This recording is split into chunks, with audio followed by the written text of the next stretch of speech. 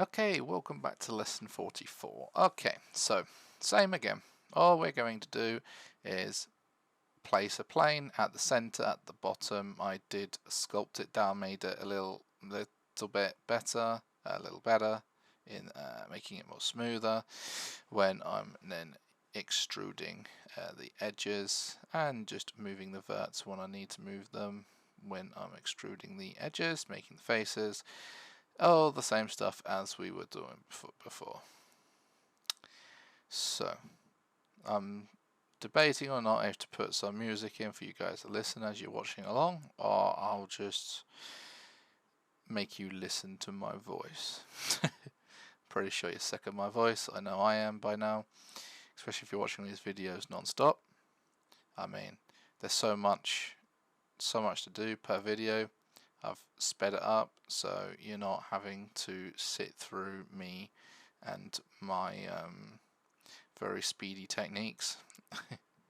Sometimes it's I sometimes let it get the better of me, trying to be precise, trying to be accurate, trying to be a bit of a perfectionist. It's not always a good idea if you want to go into like the 3D artist industry.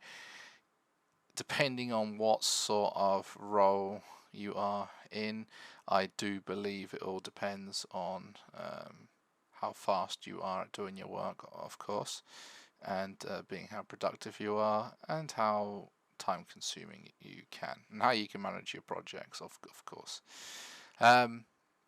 Just a purpose for this video, as this is actually just a side project I've been doing for quite some time now, and showing you how to retopologize and model and create your very own 3D avatar for any type of game or engine, or this one is actually going to be for VR chat, which is a very well-known platform where you can upload and edit multiple different avatars and worlds on the platform, and Quest users and VR headset users for Steam and Index and Valve headsets are used in VR chat, and of course just PC based users, of course, and so on. So I did actually do some things different on this model. I did edit a lot of the edges that I put around the bottom of the neck here. I added in a few different type of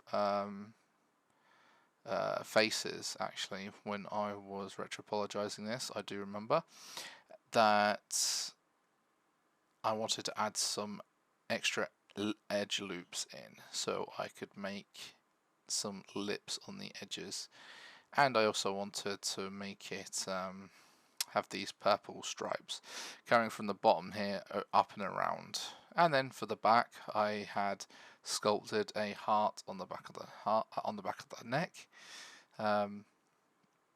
I did actually change this. I noticed what I was doing here wasn't too bad. Now, I think I did some different sort of topology here. I noticed later on, I put some wrong verts in the wrong place and it didn't quite flow as well as I wanted it to. But that's okay. That's the whole point of doing this exercise, is trial and error and understanding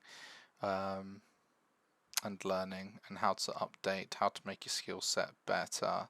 As you do this over and over again, you will notice, you will actually find out in your head when you're doing this, you're like, actually I want to place this here, so you can make a seam line. If you're wanting to add a texture later on, it might be easier to UV unwrap when you put in specific edges in specific places. Now, I've stumbled upon this and I thought, actually, that's a good idea. Even when you do subdivision surface, you can actually place certain edges in areas where you want to UV unwrap it, if you were going to manually UV unwrap it, depending on what asset is you are sculpting and retopologizing, of course. I've not actually seen many artists mention much about this but I suppose it is very an interesting topic to discuss when it comes to UV unwrapping. Also, this technique, when you're manually retopologizing, it would be easier for you to place seam lines on the model even after you've applied your subdivision surface modifier, or even if you don't, you can use these lines, and I assume you can use them as the UV seam lines for when you've got your UV grid up, and then you can unwrap that. So yeah, there's multiple ways. I suppose there's different preferences to multiple different people use. So as I was retopologizing the lip going around the top piece of the colour here, sometimes I get into a bit of a pickle where maybe there's just too large pieces of topology, and I'll just use an edge loop just to cut it up and then experiment, see where that goes. And 9 times out of 10 it's always easier when it's a little bit smaller, but I can take a bit more time in doing this. Of course, if you saw my lesson, going back on the shoulders, the amount of curvatures, the amount of spikes, the topology looked really tiny, which it was in the end. But the bigger you can keep the topology in is, I think, definitely does help, especially when you want to keep the topology low. And of course, after doing this, there's always add-ons out there that will help you once you've done the manual topology, if you need to use the add-ons as well to make a better quad flow perhaps. They're not always the best. They are still some kind of bugs on some of the add-ons. It may not do exactly what you want them to do, but the people that made these were absolutely brilliant. There was a few add-ons I've previously used in the past, and sometimes it's actually, depending on what asset or what object you're retopologizing, it can actually be quicker if you just retopologizing it manually, if it's like large surfaces. Not to mention, you could, in large surfaces, you can have bigger planes and fill up more area without putting loads of tiny squares, or making your quad remesher, for example, add-on, fill it with loads of squares, and you can have one big giant square. Quad, not square.